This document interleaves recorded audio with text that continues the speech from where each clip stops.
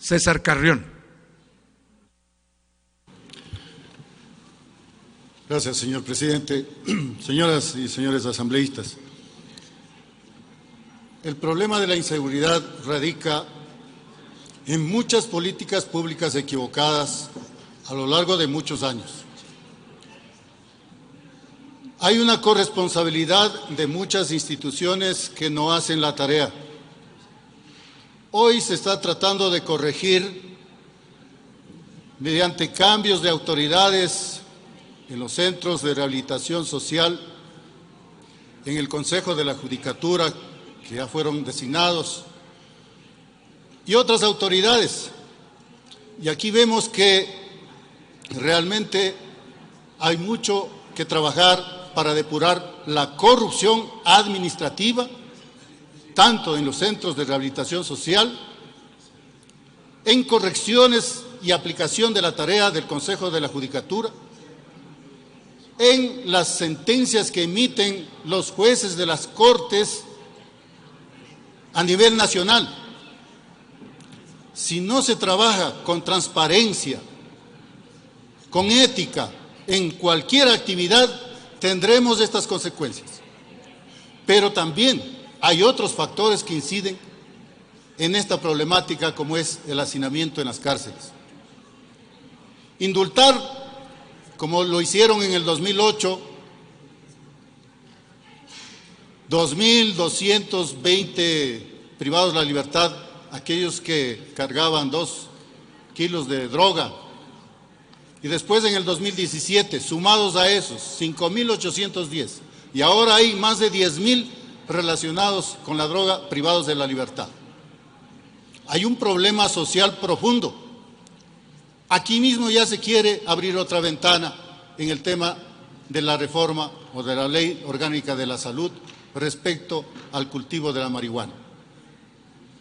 Si no ha hecho la tarea el Ministerio de Salud con la potestad constitucional respecto a las adicciones desde el 2008, ¿cómo podemos confiar? ¿Cómo podemos confiar en este incremento de los actos delictivos? El contrabando a lo largo y ancho, no solamente en las fronteras norte y sur, muchísimo más en el lado del Océano Pacífico, un tema incontrolable. Grandes recursos se evaden por ese sector. Son las instituciones que tienen que velar no solamente por la soberanía, la integridad territorial, un trabajo profundo donde tenemos que ver las cosas claras. Hace poco acaban de detener a 2 integrantes de la guerrilla residual de las FARC, autores del atentado a un destacamento policial. Bueno, no estuvo pasando nada durante muchos años atrás. Claro, estaban traficando. Fácilmente llegan a los puertos y aeropuertos. Cuando hay un poco de control, ya se destapan otras verdades. La falta de institucionalidad, la falta de una verdadera democracia hace que tengamos que buscar parches para solucionar temas puntuales, temas que realmente no deberían existir y más bien dedicarnos a la propia fiscalización y legislación. Normativas que reforman, otras afectando la institucionalidad, afectando a la constitucionalidad de cada una de las leyes. Una de esas es justamente las Fuerzas Armadas y la Policía Nacional, donde, violentando la Constitución, se reformó una ley de servicio público común para los servidores públicos. Las Fuerzas Armadas y la Policía no son servidores públicos comunes. El artículo 160 señala, tienen leyes específicas. Sin embargo, aquí en la Asamblea se aprobó una ley de regímenes especiales de la seguridad social, de Fuerzas Armadas y de la Policía. Se unificó. También es violenta la Constitución, porque ni siquiera la propia ley de seguridad social de las Fuerzas Armadas es la misma que tiene la Policía.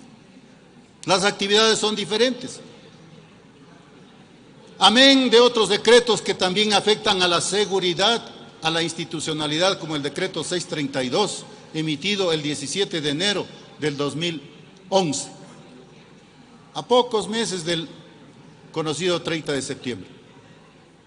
Y ahí sí se violentó toda la institucionalidad. Se sacó el ECU 911, que antes era el 101 de un servicio que tenía la policía, y fue a parar en el Ministerio de Justicia.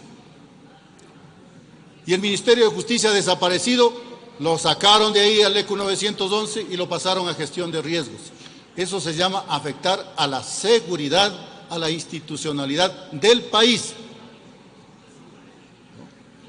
En la resolución que ha presentado mi colega asambleísta Byron Zuquilanda, estimo de que hay que profundizar en el primer articulado respecto a que sean llamados acá a que den una explicación la presidenta de la Corte Nacional sobre esta discrecionalidad o esta distorsión de las sentencias desproporcionadas.